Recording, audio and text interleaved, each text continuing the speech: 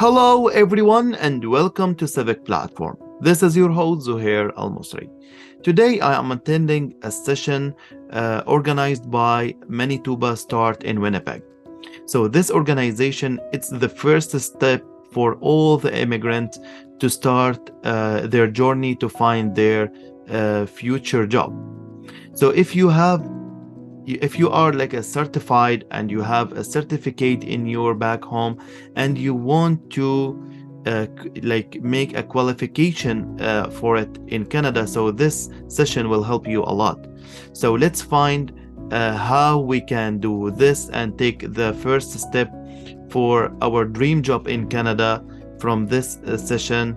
So let's find out how this session will be helpful for you to be in the right track to find your dream job in Canada. So let's jump right in.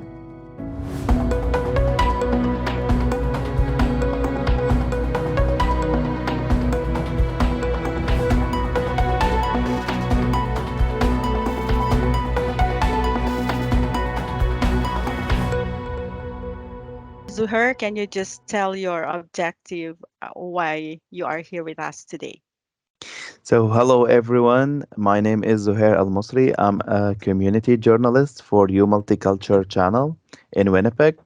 So, the reason why I'm here today, I want to cover this event. As you know, Manitoba Start always they run this kind of sessions to help newcomers or the job developer to know how to access the service in the city and when they are inviting all of you in somehow you can find answer for all your question and how to make your expectative realistic and to find your a good start in your job career if you are certified or you don't have a Canadian experience, you don't know how to make your resume.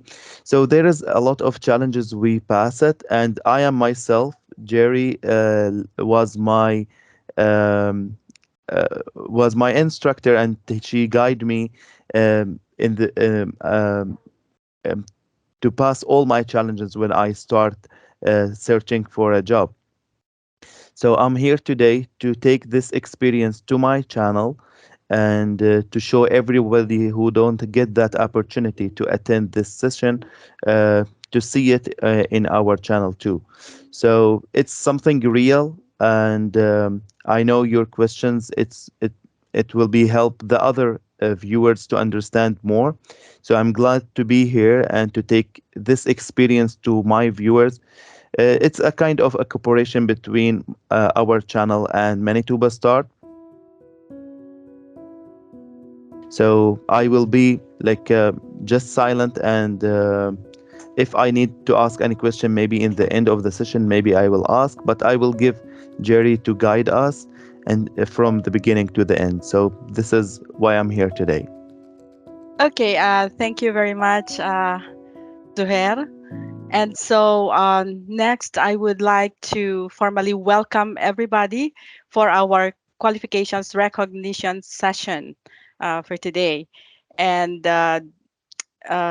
this is where we're going to learn how to navigate the QR process, to know what the steps to take, especially for the internationally educated professionals. What are the alternative careers that are in store for you, just in case you're not getting your license yet, and what are the available financial supports for IEPs, or the internationally educated professionals.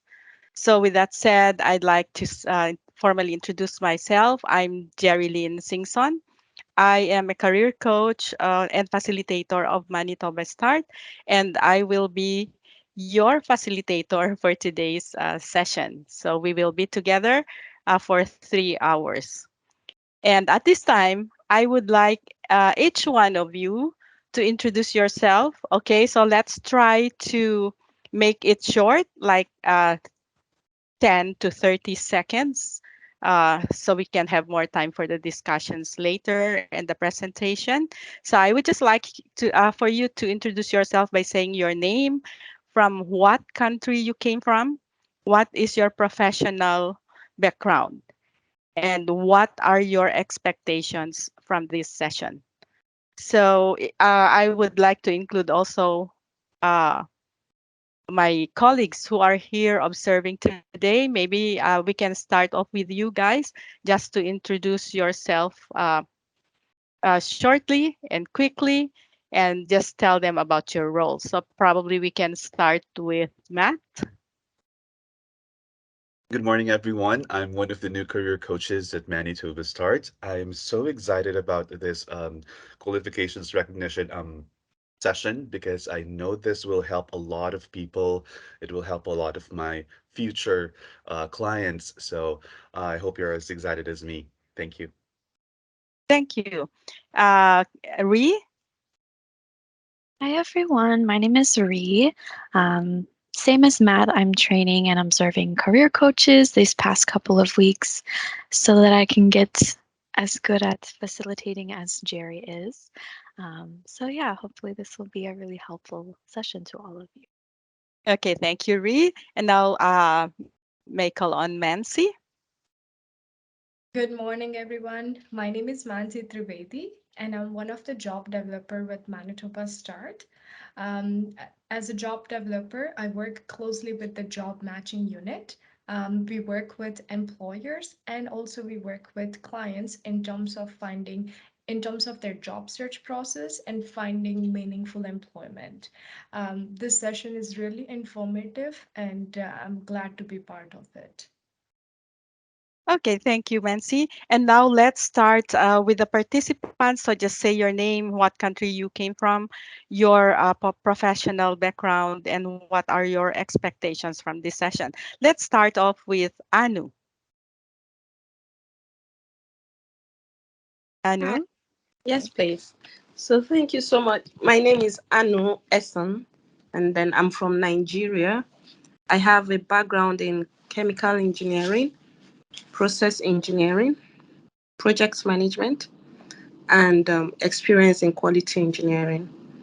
So that my expectations for this program is that I hope I get the right direction to get registered as an engineer here in Manitoba so that I can get professional jobs. Thank you. Okay, thank you, Anu. Thank you. Can we call on Diana? Hi, good morning. I am Diana Escobar. I am from Colombia and I am a nurse. In this moment, my expectation with the conference is not to know the direct way to validate my profession in Manitoba. Okay. Okay, so that's all. Thank you very much, Diana. Let's move on to Arshad. Good morning. My name is Muhammad Arshad Khan. I'm from India. I have an insurance background and I hold a qualification from CII UK. My takeaway from this session would be how to get my qualification like ratified or accredited here. Then the second is if I need to have any funding for any qualification enhancement, where would I get it from? Thank you. Okay, thank you very much, Arshad. Let's call on Salah. Salah? Hi, my name is Salah. I'm from Algeria. Before coming here, my last job was mechanical construction engineer. That's what I used to do before coming here. Okay, and what do you expect to learn from this session? I hope to know how would I get my diploma, Algerian diploma recognized, and how can I make use of my previous experience in finding future job. Okay, thank you very much. And let's call on Karimat.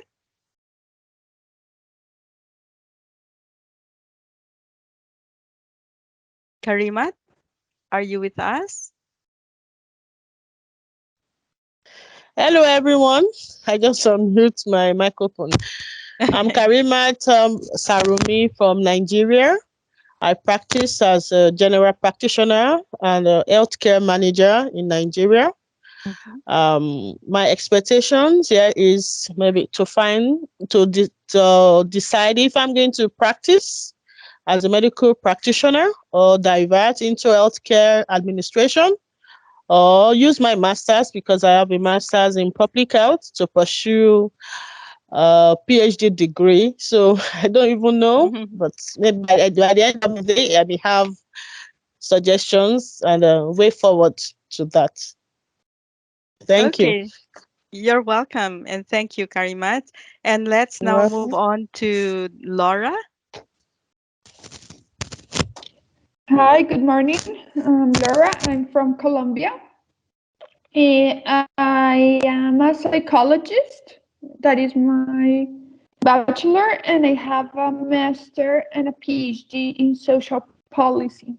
My expectations here are to know how can I get certified here as a psychologist, and also to understand what is the process to the recognition of both the bachelor and the graduate studies that I have, and how to find a qualified and professional job here in Manitoba. Thank you. Okay, thank you very much, Laura. Let's move on to Carmen. Good morning, everyone. I am very happy to join this work class or this workshop. Sorry, and I am from Peru. And back to home, I practice law. I am a lawyer, and I want to know how to get the recognition of my education here, or how many years I have to study to practice law here, and how much does it cost. But I am also a student international here studying HR management. But I want to know if I can apply law also here. Thank you. Okay, you're welcome, and thank you, Carmen. Did I miss anybody? Has everybody introduced him or herself?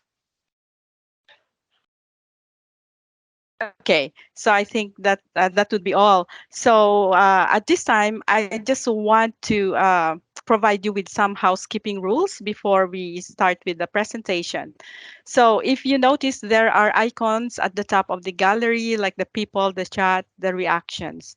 If you have any questions, I'd rather that you raise your hands by using the icon, raising your hands from the reaction there on top, and then I will get to you, so you will be unmuted and you can. So the default would be everybody will be muted while the presentation is going on, but when it's your turn, like you have some questions, you can unmute yourself actually, and then just present your question or clarifications. Okay, so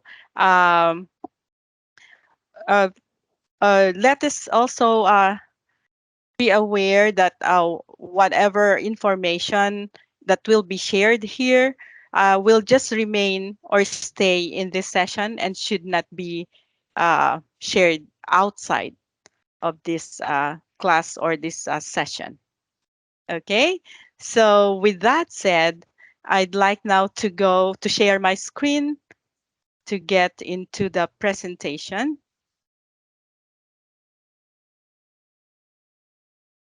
All right, so here we go.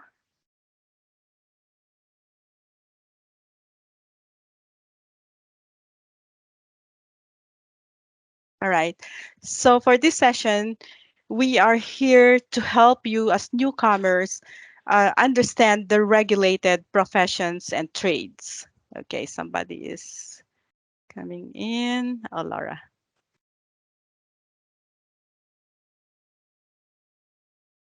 And so we are to find out what are the processes or the steps that you need to take, or the actions you need to take in order to get to your intended professions. Or as one said, is it for me to even pursue my profession in the regulated field? Or should I just go to my alternative options? And that's one thing that we can learn from this session. So the agenda is like to help you understand the qualification recognition and also help you how to navigate the QR process, especially for the internationally educated professionals like you.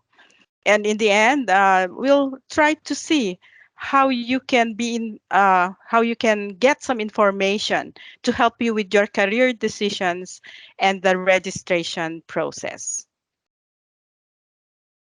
I know most of you, if not all of you, have already attended the workshop, the online career development workshop. And one of the first topics that was covered was the career planning. And these are the steps that you've learned about career planning. So career planning is not a linear process, but you can start at any point in time. It depends what situation you are in. And probably at this time, you are already on the third, probably making decisions after you have explored or you have evaluated yourself, what you have, who you are, what skills you have, and your interests, your situation, and having probably explored what opportunities are out there in the market for you, then now is your chance to make decisions. Is it realistic for me to pursue my licensure here in Manitoba? So I would like to know, will this be a short-term goal for me or a long-term goal? So setting your goals, so making your decisions, and then you need to set your goals. And then eventually, after exploring all this information, you have to put uh, your plan into action. All right, so let's try to move on to this page, like career transition. I know that while you are making these decisions, you're also trying to adjust, like the weather, the culture, the labor market itself. Like, how different are these things to you? Like maybe you're discovering some differences between your country and Manitoba or Canada as a whole. So how is it impacting your career? So do you need to start from the entry positions, or can you continue on from where you have been before? But knowing that you have to pursue a license that is recognized by Canada, especially here in Manitoba, then I think it would take a while, right? So everybody will have to go through some challenging transition, but somehow it depends on your support system. Like others can be a smooth one because they have started the steps while they are still in their home country, or others they have a very strong support system here and from their home country before they came here, and just provided them with information that they needed to know, like the steps they need to take to get started. And let me tell you that its experience is unique. So whatever Joe experienced here may not be the same as Maria will experience. Now, ensure that you have to take the necessary action to get a good support system while you are starting your life here in Canada. And at this point, I would like to ask you, like, about your understanding of the qualification recognition. What do you understand by the term qualification recognition? And what does the concept mean to you? Anybody? You can share your thoughts. So what do you, yes, Arshad. What I understand from this qualification recognition is the one that you are qualified for does it have the same footing and weightage here in Canada, or you need to go further to have the same weightage or same qualification for a particular job? And then they might suggest you what to do. Okay, thank you very much for that idea, Arshad. Anybody else?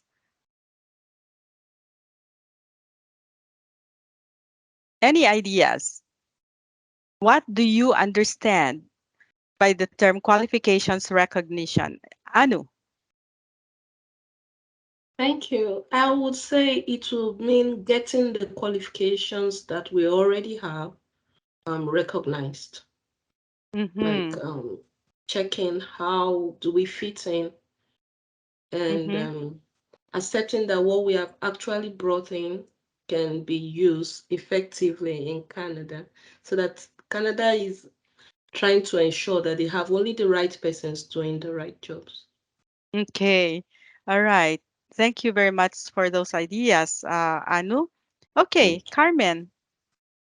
Yes, I would add that is the recognition of our skills and our experience before came to Canada, which we apply in our countries. Okay, yes, that's true. So thank you, Carmen. And anybody else?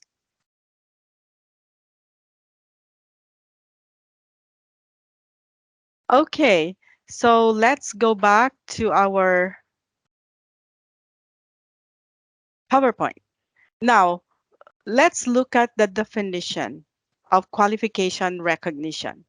So it says here that qualification recognition involves verifying that the education, training, skills, and practical work experience obtained in another country meet the required occupational standards set by regulators for entry into a regulated occupation in Canada. And that's true. Being in the regulated profession, you need to know how your training, how your education and skills and work experience can be recognized here in Canada. Are they transferable, or do you need to go through some processes in order for your credentials or qualifications will be recognized and be able to practice your profession? So you have to also prove to them that you are meeting the practical work experience and the education and ethical work standards to practice such occupation in Canada. And so moving on, I'd like to introduce some terminologies that are commonly used in this in the qualification recognition. So from the point of view of the government and agencies, they just call it qualification recognition or foreign qualification recognition or FQR, QR or FQR. But for some regulatory bodies, you would see if you go through their websites, you will see these terminologies like registration process, professional registration process, licensing process, certification process. Whereas if you look for other websites, you would see also membership, become a member, become registered applicants, and internationally educated applicants. But the bottom line is these are all used for the qualifications recognition process. Now, what is a regulated profession? So as we have learned earlier, we know that this requires a license, right? So a regulated profession demands expertise, your training and qualifications, and it requires recognition from a regulatory body. And what is a regulatory body? So it is a government-approved organization that governs a profession. So every occupation or trade demands expertise and experience for competent, like ethical and safe practice. So what differentiates a regulated profession is the fact that it requires recognition, like in the form of a license from a regulatory body. So unless an applicant acquires recognition through an approved license from the regulator, they cannot work in the regulated profession. So that's one thing that you need to understand. And moving on, we have to, oops. Okay, look at this process model for qualification recognition. It may be a complicated process, as you can see from this illustration, but the bottom line here is just to know what are the possible outcomes when you go through the process. Okay, so it can be like number one, after going through the process, your qualifications are recognized. So you are eligible to get the license and then practice your profession, or maybe take the exams, whatever the requirements, okay, in order for you to take the exams and apply for the license. Or it can be also like a partial recognition of competence. So if it is partial, there's still other things that you need to fulfill or complete in order to become qualified to be a member of that profession, and take the exams, probably if there is an exam, and then apply for the license to become a professional in your field. Now, the third one is non-recognition of competence. So what happens if it's not recognized? So that means that you have to have a plan. They will tell you what to do, like you're lacking this, so it's not sufficient. Your study, your practice is not sufficient, so it's not recognized. So that means that you have to go through like going to education again. It's like starting all over again. And so you have to make your decision and implement your plan of action. And you have to start all over again and go through the registration process. So you will realize that it's not that easy. It can be challenging, but of course you will have to know that there are available help and support in this kind of situations. Now, what is the role of the regulatory body? Well, the bottom line of its role is to protect the public. That's why they have set their standards who may enter the profession, and creates and enforces rules to discipline their erring members. And then they also set standards of practice for those working in this profession, and creating criteria and processes for registering applicants, and to ensure that profession is practiced competently and ethically. So remember, the role of the regulatory bodies is to protect the public. Okay. So let's move on. So professions can have the right to title and the right to practice. And how is it different from the right to title only? So as you can see from its definition, you will see here that the right to title is that you must be registered with the regulator, both to work in the profession and to use the reserved title. And also the right to practice. So you must be registered, say for example, in the College of Occupational Therapists of Manitoba, in order to use the title occupational therapist and be able to work in your field. Whereas the right to title only, you must register with the regulator to reserve the title. But even without registration, you can still work legally. So it is allowed.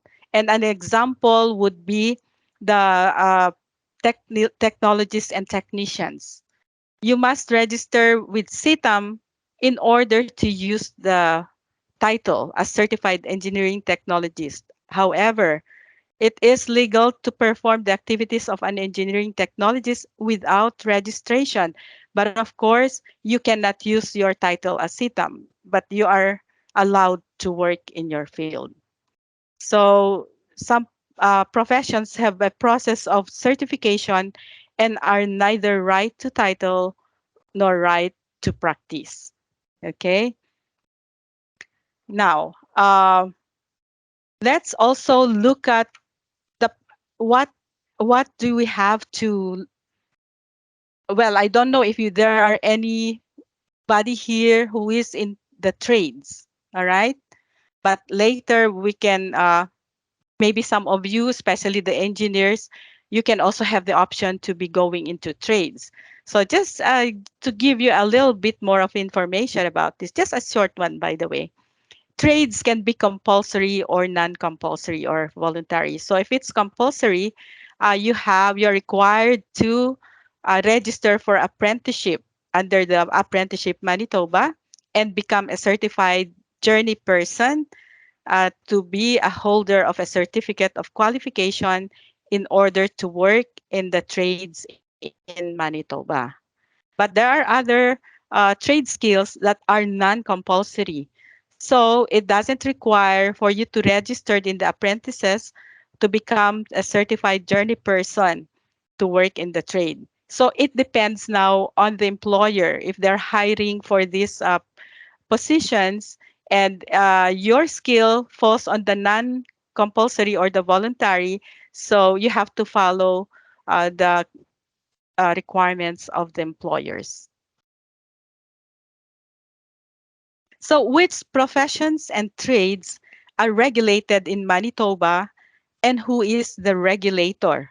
So there are 30 plus regulated professions and the registration practices is embodied in the regulatory body's website. So you will have to see all of those, but there is also what we call the Fair Registration Practices in Regulated Professions Act.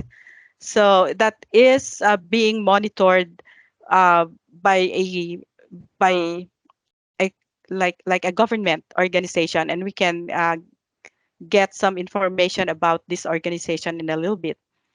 So in trades, there are 50 plus regulated trades, and the regulator is Apprenticeship Manitoba. So there's only one regulator for them, no matter what kind of trade skills they have. But the 70 plus additional regulated occupations not under the Fair Registration Act. Okay, so uh, we will learn how to recognize the difference between a regulatory body and the professional membership association. For the regulatory body, it is a provincial legislation and it serves the public interest as we learned earlier. So the role is to protect the public interest, but they also try to monitor and oversee the regulatory processes. And if there are erring professionals, then they would give them the proper sanction. And then professional membership association, what do like? They serve the interest of its members, so they protect the interests of their members and not the public. But it is also an avenue for you to get your professional development programs. It is also an avenue for you to establish your connections or networking activities. You can do some research or attend events like conferences. So you can determine now that the difference between these two is on the interest, like what are they protecting? The regulatory body is the public, whereas the professional membership association, it's the members' interests. And being a member of a professional membership association doesn't really automatically make you a member of the regulatory body. You still have to go through the requirements to become a member in the regulatory body to become recognized in your field as a licensed professional. So I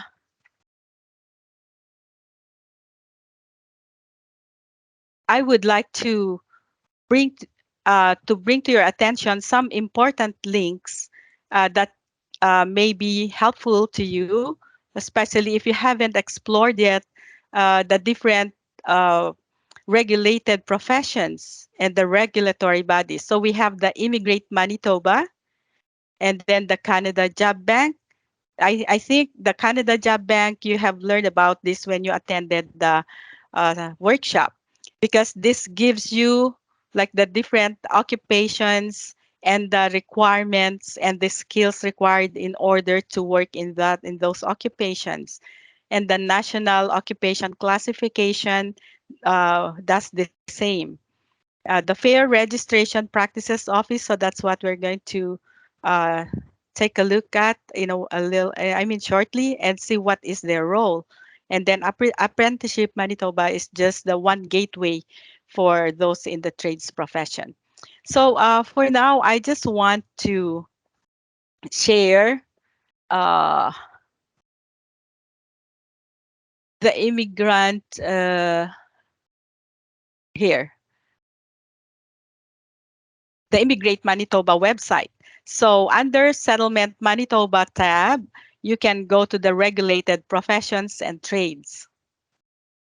And this is where you can see the different, all the regulated professions.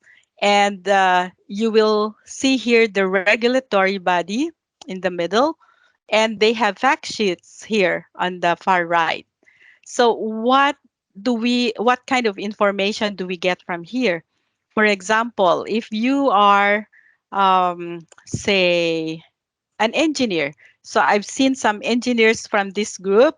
So you have here in the middle the regulatory body, which is the Engineers Geoscientists Manitoba. And if we open this one, you will see if you are already a professional, a member registration company. So from these tabs, if you are into registration, you have to look at the internationally educated professionals link, not the others. Okay, so let's look at this one, because this will provide you specific information on how to fulfill the requirements of registration. So it will give you like how to get registered. Okay, so complete this task before you begin. So are you coming here? Are you immigrating? So how about your English proficiency? What are the language requirements for engineers? Financial help. So are you needing or requiring some financial help? So it will also, the link will lead you to the available funding. And then credentials authentication. So you see, they have specific body who will do the authentication. It's your WES, for example. So they would recognize WES, and then application for admission. So in short, being an internationally educated professional, you have to follow the steps that are specific to your case. All right. And then going back here, you will also find this link, which is a fact sheet regarding some relevant information, important information that you need to know. For engineers, there are different categories of engineers: the civil engineer, mechanical, chemical, industrial, or maybe aerospace engineers. So you have to look at the specific uh, description of your engineering field. However, there's only one regulatory body that you need to go through, which is the EGM. Okay, the Engineers Geoscientists Manitoba. And they have the contact information here. The regulated titles, so it could be like PEng. But if you have gone through a specific extent of the process, then you will be considered as an engineering intern, And so you can use this title as well, engineering intern. There are also national bodies that are complementing the role of the regulatory body. And for the EGMs, they have, you can just look at those national bodies that will help you understand about the processes that you need to go through. So they have flow charts, the licensing flow chart, and the member registration. It says here, graduate from university has been omitted. Step 1 applies to engineering and geoscience students only. So application process, you will also get the flow chart here and the steps. And academic assessment, they only accept, I guess, the West Canada assessment. All right. Now, what about language proficiency? So you have to look at the requirements. What are the requirements? Then you just click it, and then you must be proficient in English to become a member of EGM and to be successful in your career. So they did not specify any tests, like language tests that you need to take. However, they expect you to be proficient. So what is proficient? That means you have to have 7 and up of your, like the IELTS, for example. So you have to still check yourself. Is my language level sufficient enough to meet the requirements to become a member? All right. If not, then probably you need to improve. You need to enroll in a language class and improve before you continue with the process. All right, because it would take some time for you to to finish your language courses and to improve your English communication skills. And there are also like professional competency profiles you may want to explore, the tools and resources like frequently asked questions. There may have been questions asked by previous applicants before, and you may want to explore them to know that maybe it's a similar question. So you can get these answers from this. Or if you are not finding them, you can still contact the regulatory body. And some essential skills, important skills. What are the 9 literacy and essential skills in the workplace for an engineer? And also, moving forward, you have to also explore careers by essential skills. So the 9 essential skills are the document use, reading, writing, numeracy, oral communication, thinking, digital technology, and additional information. So you can explore here by essential skills, what are the available careers for you. Select or open an occupation and look for the options that you can do. Now, what is important as well with your decision making is the employment outlook. So you have to explore, like in the next 5 years, will there still be a high demand for this engineering field? If none, so what's the use for me for pursuing this, like taking me much time and money? But in the next, in the next 5 years, there are not a lot of demand for this kind of occupation. So what will you do now? So with that said, I would just like to go into like exploring what are the in-demand jobs in the next 5 or 10 years by using the labor market information.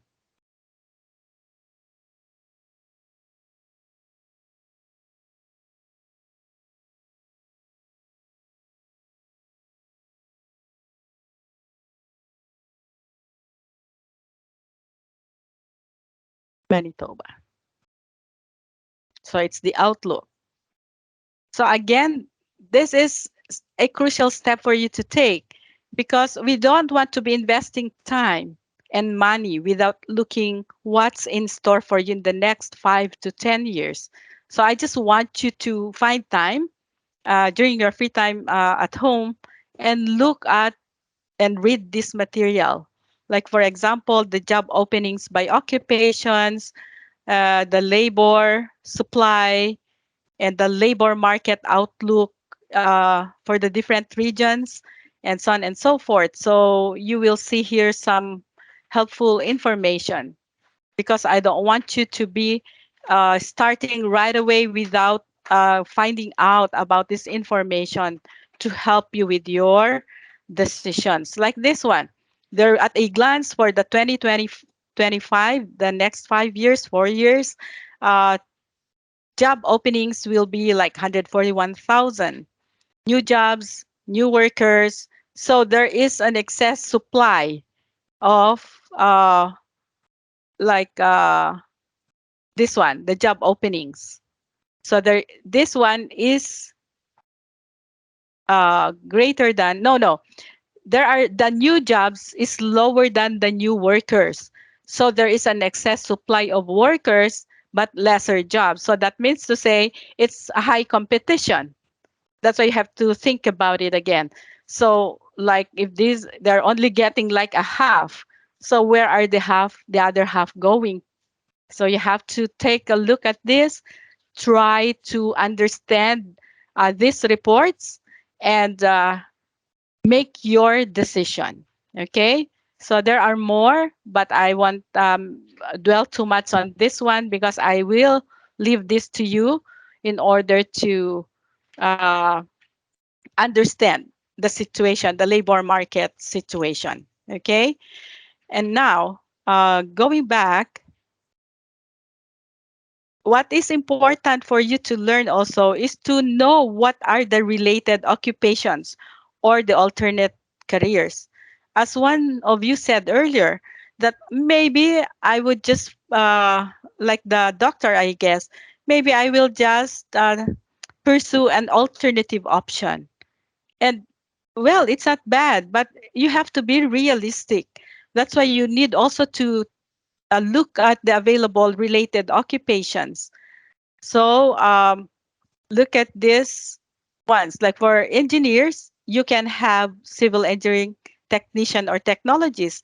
They might still require you to do some certification, but it's not as tedious as pursuing your engineering license, probably.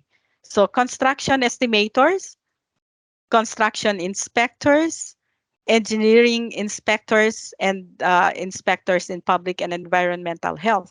So what I'm trying to drive at is like, look at other alternative options in order for you to have other options to do, either while pursuing your licensure requirements, or that you can do if you feel it's not already practical or realistic for me to pursue my license. So you know what plan to do, your action. And it says here, listed below are examples of occupation in the broader field of engineering and construction.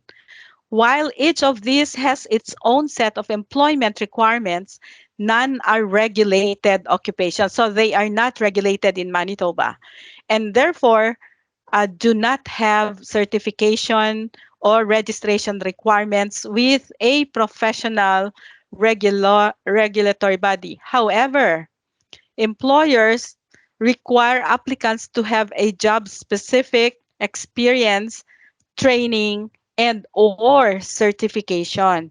That's why you always have to check the hiring criteria of the employer.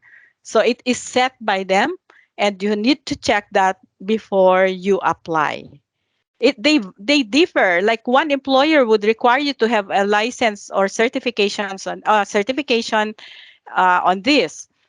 But others, they're okay for as long as you have the experience, no need for certification. So you have to compare and you have to look through it very carefully. Okay. So do you have any questions at this point? Sorry, I'm not seeing any, not yet, because I am in the PowerPoint. Okay. So that's very important thing that you need to look at. What are the alternative options? Because this can be your options while pursuing your licensure process, or if you feel you're no longer pursuing your license. So you can just focus on other options. All right. So, Sorry, Jerry. yes. I had my hand up. Yes, Laura. Jerry, what we are looking is the fact sheet, right? The info that you're sharing is a fact sheet. But Yes. I was looking in psychologist, and there is not available a fact sheet. Yeah, I know. Not all. You're right there. Not all of the regulated professions that are listed there have the fact sheets, because maybe the regulatory body have not shared like a fact sheet, and that's why it was not there. But you can still do your own. It will be just a tedious process. Do your own research. You can contact the regulatory body, ask them about this, and what are the regulated professions for that. For example, a psychologist. So if you go to the no code, for example, so they don't have a fact sheet there, and then I would say I would put here psychologist.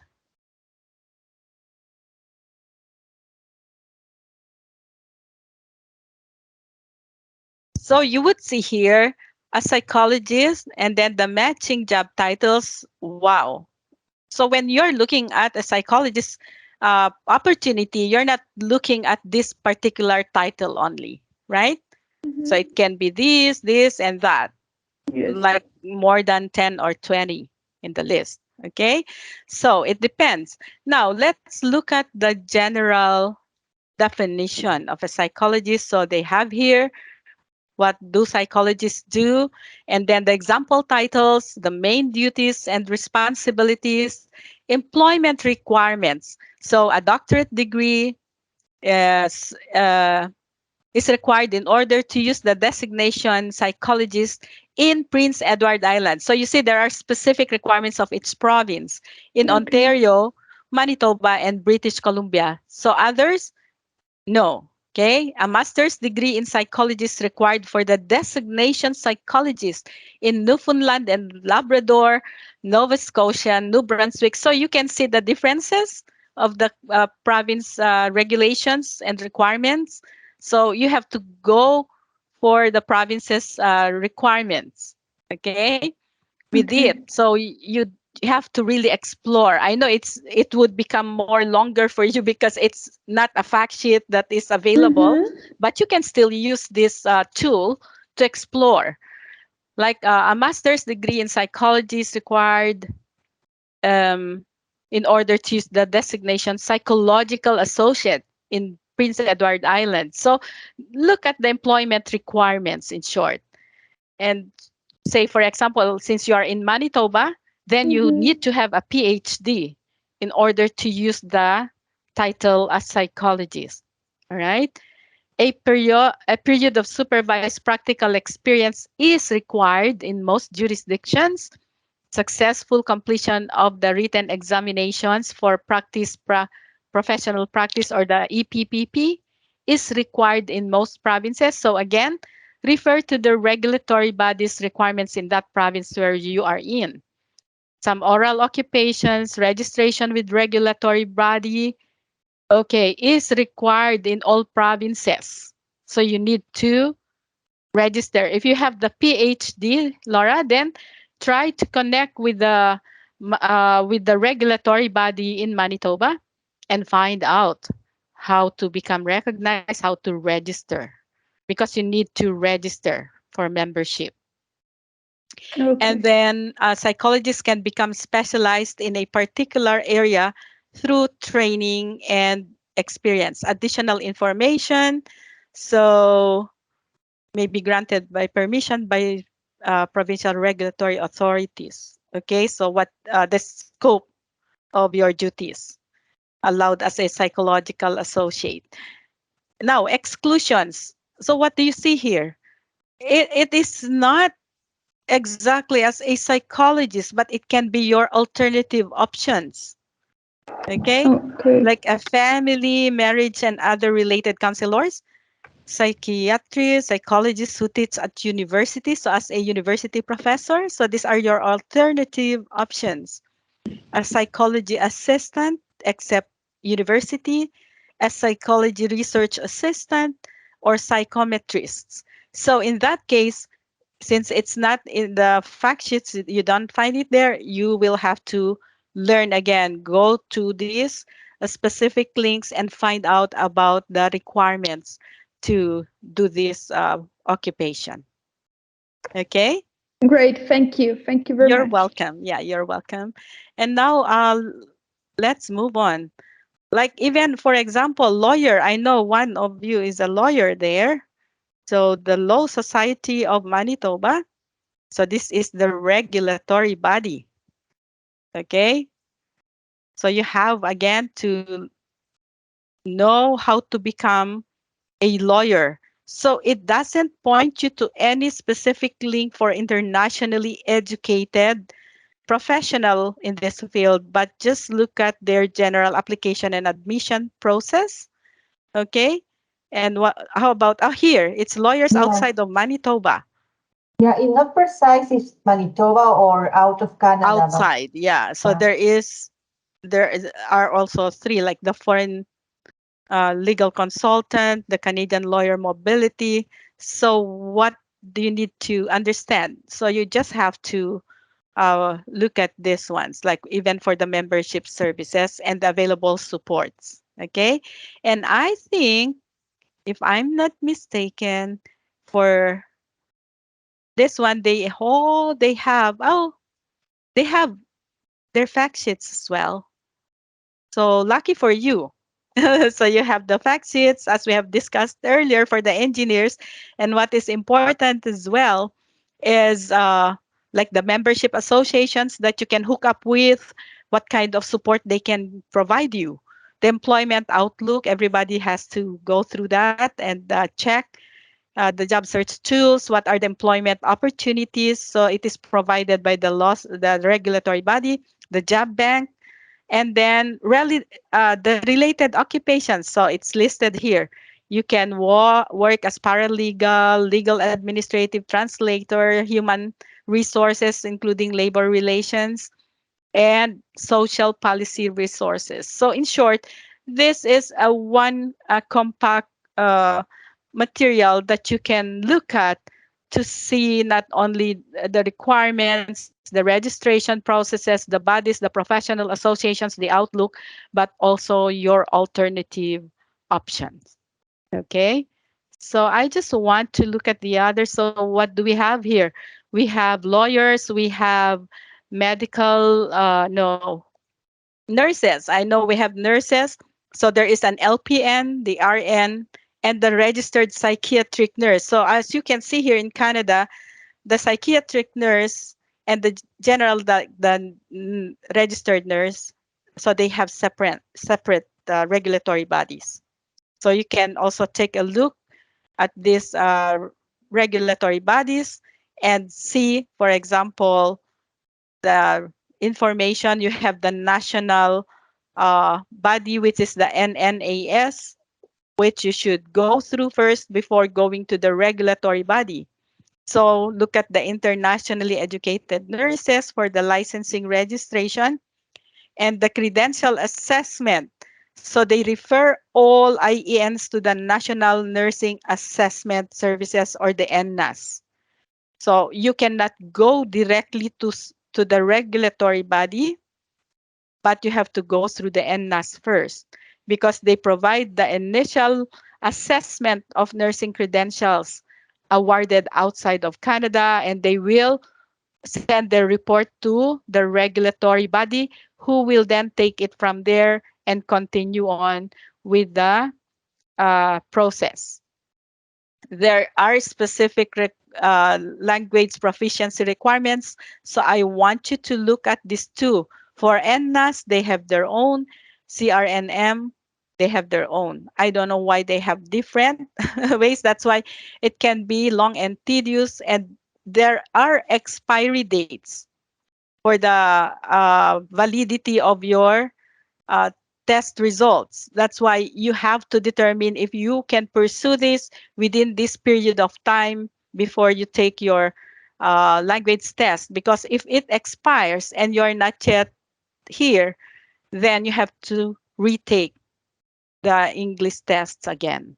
Okay, so that's additional sum of money.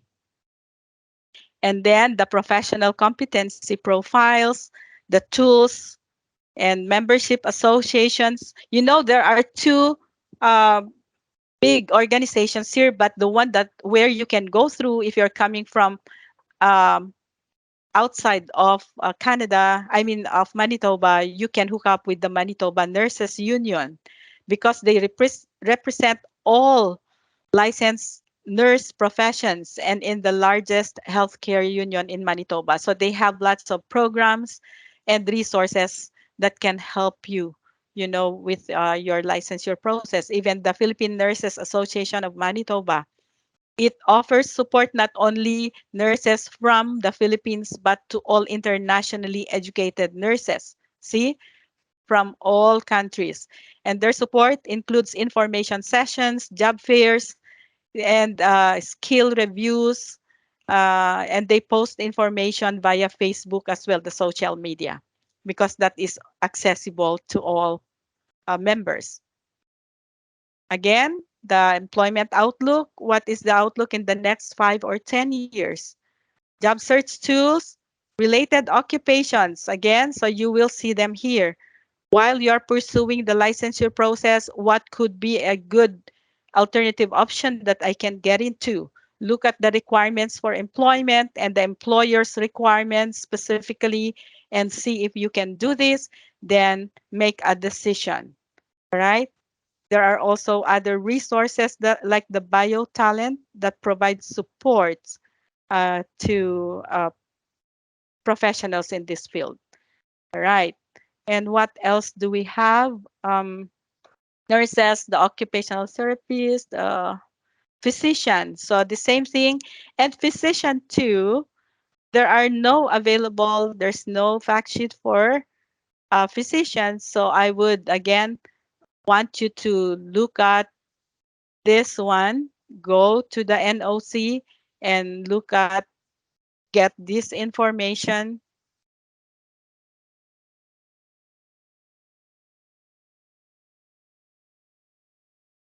See, oh, physician. Okay, so they've included everything, even the other categories like the physicist. So we have specialist physician. If you are into this, what are the matching job titles? Again, you will find them here. What about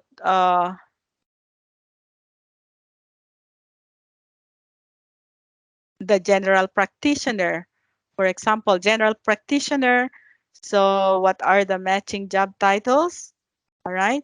So for example, if we're going to look at the general practitioner, so what are the alternative options? So you will get to the bottom and then look at the employment requirements, the additional information, and the alternative options like allied primary health practitioners, chiropractors, managers in health, other professional occupations in health diagnosing and treating, and so on and so forth. So you have to look at which of these are realizable. Like, you know, it's something that you can get into, not requiring so much tedious processes and requirements and not as costly as it would be if you are going to pursue your medical profession. But of course, I'm not saying that it's not possible, but you have to look at the situation, your situation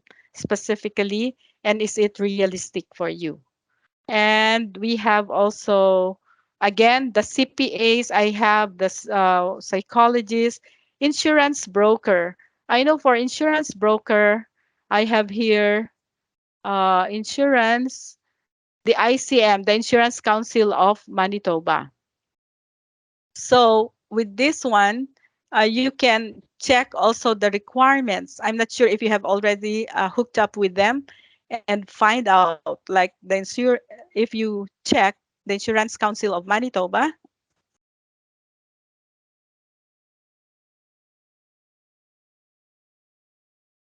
it's just in Lombard, okay?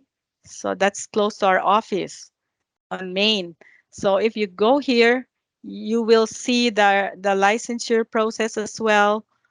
It is the regulatory body responsible for licensing and discipline of insurance agents, brokers, and adjusters in Manitoba. So they have the current application processing times. Okay? Because you would like to know your timelines as well. Like they have employment opportunities. Okay, the reports, they have examinations, schedules, and licenses. So the bottom line of all of this that I'm showing you is to check the regulatory body itself and know the requirements for you to take in, and also the latest and the current information to know. I know that maybe you have relatives, friends who have been through these processes before, but it may be like many years ago and many changes have happened. So the updated information could be uh, coming from the regulatory body itself. Okay, now let's move on. If there are no questions so far.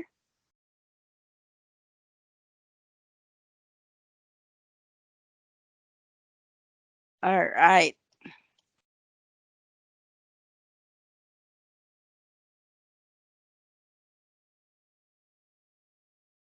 There's also what they call the labor mobility and the mutual recognition agreements.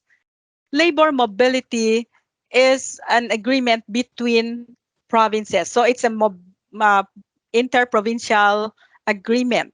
All right. When you register in Manitoba, this is usually transferable to the registration process in other provinces. So you have to look at what provinces has labor mobility agreements with Manitoba. So say, for example, if you already obtained your license as a nurse in Manitoba, can you transfer that to Alberta? Can you transfer that to British Columbia because maybe you want to move there? So look at the labor mobility agreement for this profession from your regulatory body. And if there is, look at the requirements on how to transfer your license there so that it will be recognized. You don't have to go through the long process again. Whereas the mutual recognition agreement, if the program you studied is recognized in an international agreement, so that is between countries. The labor mobility is between province within Canada. The MRA is between countries, international countries. So maybe the Philippines and Nigeria, or maybe the Canada and the Philippines, Canada and Nigeria, Canada between Canada and Algeria. So whatever agreements they have there, they will provide you the steps to take in order to shorten the licensure process. Okay? So the session, it looks very long, so we have a second part for it. This is the end of part 1, so wait for us for the part 2. So if you like the episode, please like, share, and subscribe to see our upcoming episodes.